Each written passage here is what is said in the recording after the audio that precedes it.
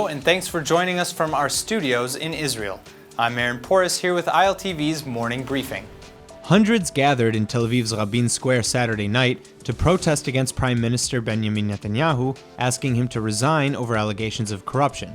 The Prime Minister is being investigated in two separate corruption cases, and fears are growing that should he be indicted, the governing coalition would crumble. Chants of, quote, "you take from the poor to give to the rich, a government of the corrupt," end quote, could be heard throughout the protest, and several members of opposition parties were seen leading the group. In one case, Netanyahu was charged with accepting excessive gifts amounting to $100,000 to $150,000 in value from wealthy businessman Arnon Milchan, but no favors in return for the gifts have been proven. Netanyahu claims that Milchan is a friend, and the gifts were only gifts.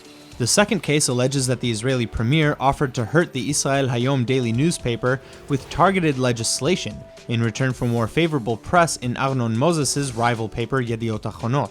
The supposed tape between Netanyahu and Moses proving the collusion has not yet been released.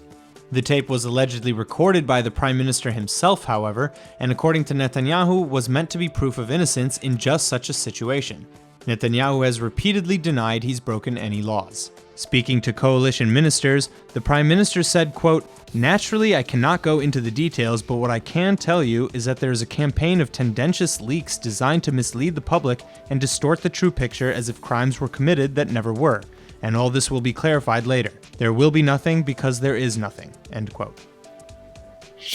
In recordings that supposedly show publisher of Yediot Ahronot Arnon Moses offering more favorable press to PM Netanyahu in return for legislation against his competitor newspaper Israel Hayom, the Israeli premier can be heard asking the publisher to both hire more right-wing commentators and target those most critical of him. The series of recordings from 2014 have been leaked in small snippets to the public and show Moses agreeing to help keep Netanyahu in power.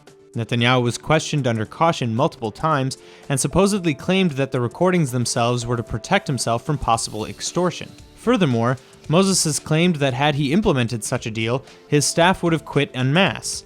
The staff themselves have written, quote, "Our dear readers, we the editors and writers are loyal first to all of you and only then to the one who pays our salary," end quote. Netanyahu has repeatedly denied any wrongdoing, and so far, while politically damning, no criminality has been proven.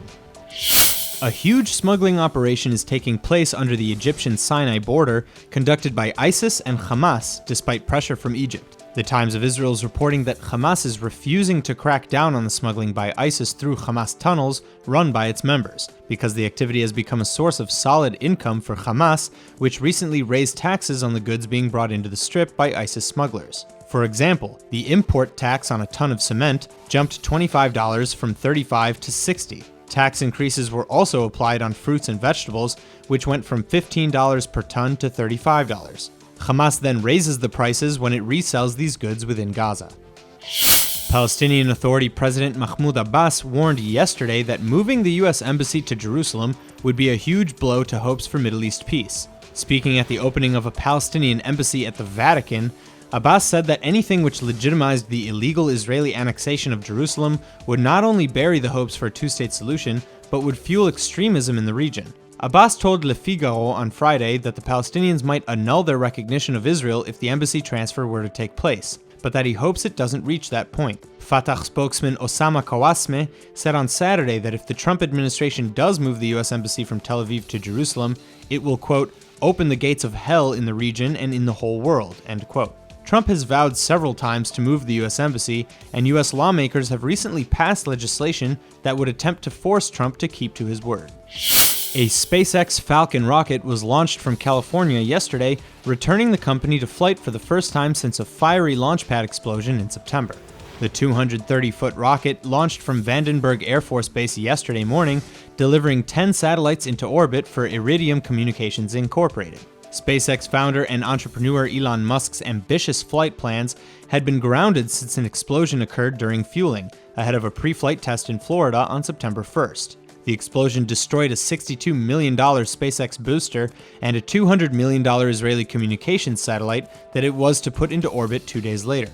Accident investigators determined that a canister of helium that burst inside the rocket's second-stage liquid oxygen tank triggered the explosion. The canister is being redesigned, but until then, SpaceX is addressing the issue by modifying its fueling procedures.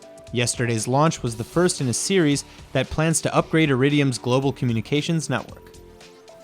That's all for now. I'm Aaron Porras, and see you later with our main daily broadcast from Israel at 2 p.m. Eastern Time.